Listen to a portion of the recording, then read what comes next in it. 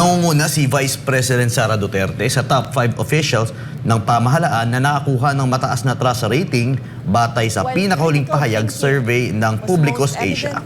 Si Vice President Sara ay nakuha ng 53% trust rating.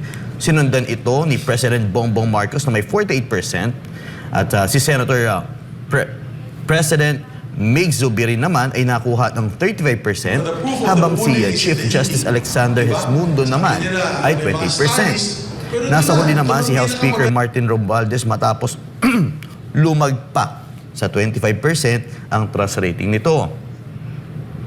Isinagawa ang survey noong November 29 hanggang December 4, 2023 na kung saan 1,500 ang respondents.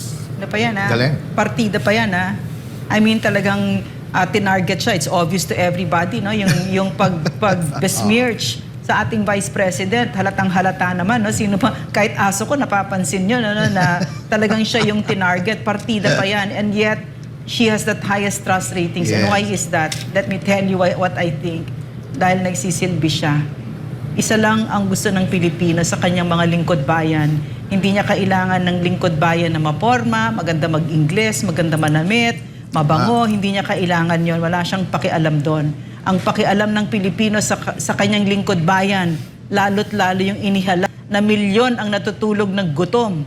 Napakaraming kailangan gawin. Ang iniisip nyo, puro mga ambisyon nyo. Ang kailangan lang namin ay maglingkod kayo. Yun lang. Kahit na magmura ka dyan, kahit na marami kang babae, marami kang whatever, ano man yung personal mo na buhay, wala kaming pakialam. Basta lang magsilbi kayo. So this is the message, no? And we're very proud of our Vice President and also, of course, our President as well, no? Okay. Yes. You're And saying.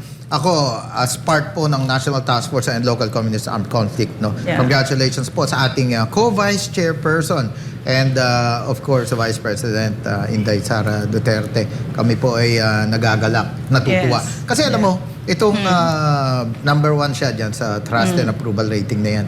Parang testament na rin yan, no? Sa kanyang pagiging, of course, I may sound biased, pero NTFL ka ko, Vice Chairman. Yes, Co-chairperson po si I think so. VP. Because she's that's not, I don't think that's a bias. Kasi she is perceived, and rightly so, as the government official right now who's very strong, no? The strongest against something that is very clearly against the Filipinos. The Filipinos are also against it, and this is the CPP, NPA, NDF. So the Vice President is really reflecting our sentiments. Gusto na nating matapos yan.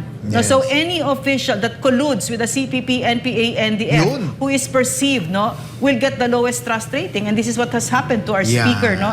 And early on, as I said, no, the speaker is my friend. I don't see him as an enemy. Not at all. The enemy is the CPP, NPA, NDF inside Congress. And early on, I told here, no, in SMNI, if the speaker wants to be president or whatever political ambitions he has, he can have my advice for free.